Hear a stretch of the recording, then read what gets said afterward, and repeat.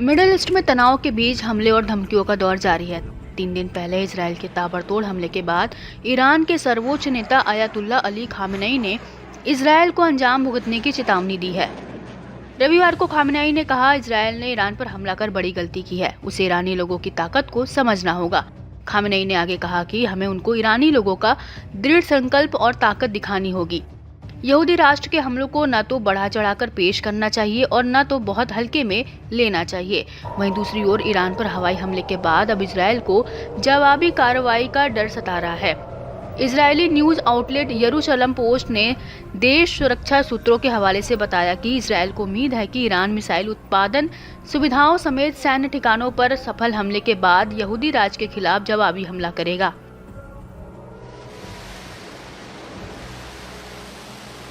गौरतलब है कि इजरायल ने शनिवार सुबह ईरान के 3 राज्यों तेहरान, खुदिस्तान और इलम में करीब 20 सैन्य ठिकानों पर 100 से ज्यादा मिसाइलों से हमला किया था। इजरायल ने इसे 1 महीने पहले हिजबुल्लाह प्रमुख हसन नसरल्लाह की मौत के बाद ईरानी हमले का जवाब बताया है। मीडिया रिपोर्ट्स के अनुसार इजरायली हमले में ईरान की बैलिस्टिक मिसाइल बनाने वाली फैक्ट्री को काफी नुकसान हुआ है। कहा जा रहा है कि इसे फिर से ऑपरेशनल बनाने में ईरान को कम से कम 2 साल का समय लगेगा।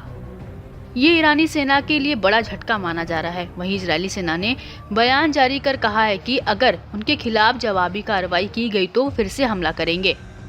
مطلب دوم مربوط به این حرکت شرورانه است که 2 شب پیش اینجا انجام دادن. خب یه غلطی کرد.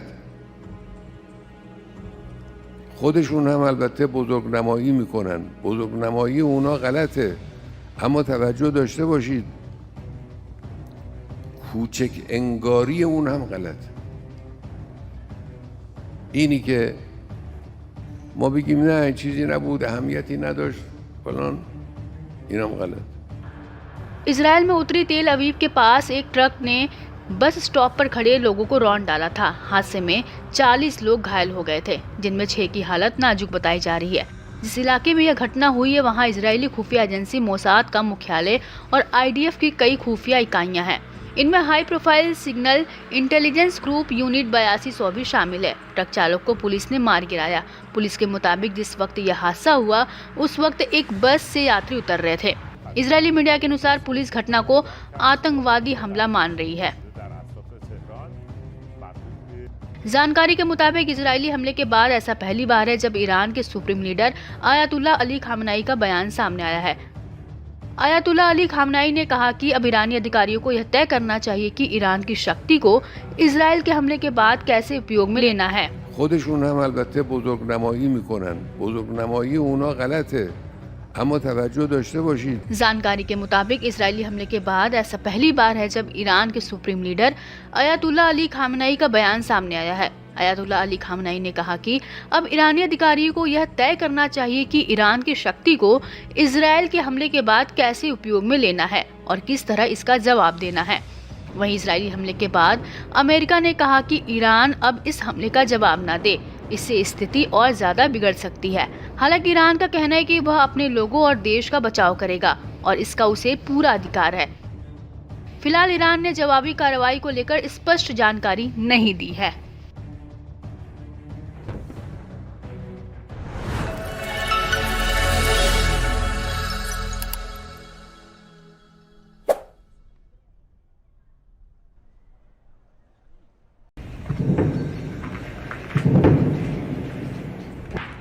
मिडिल ईस्ट में तनाव के बीच हमले और धमकियों का दौर जारी है। 3 दिन पहले इजरायल के ताबड़तोड़ हमले के बाद ईरान के सर्वोच्च नेता अयातुल्ला अली खामेनेई ने इजरायल को अंजाम भुगतने की चेतावनी दी है। रविवार को खामेनेई ने कहा, इजरायल ने ईरान पर हमला कर बड़ी गलती की है, उसे ईरानी लोगों की ताकत को समझना होगा। खामेनेई ने आगे कहा कि हमें उनको ईरानी लोगों का दृढ़ संकल्प और ताकत दिखानी होगी। यहूदी राष्ट्र के हमलों को न तो बढ़ा चढ़ाकर पेश करना चाहिए और न तो बहुत हल्के में लेना चाहिए। वहीं दूसरी ओर ईरान पर हवाई हमले के बाद अब इजरायल को जवाबी कार्रवाई का डर सता रहा है। इजरायली न्यूज आउटलेट यरूशलम पोस्ट ने देश सुरक्षा सूत्रों के हवाले से बताया कि इजरायल को उम्मीद है कि ईरान मिसाइल उत्पादन सुविधाओं समेत सैन्य ठिकानों पर सफल हमले के बाद यहूदी राज्य के खिलाफ जवाबी हमला करेगा।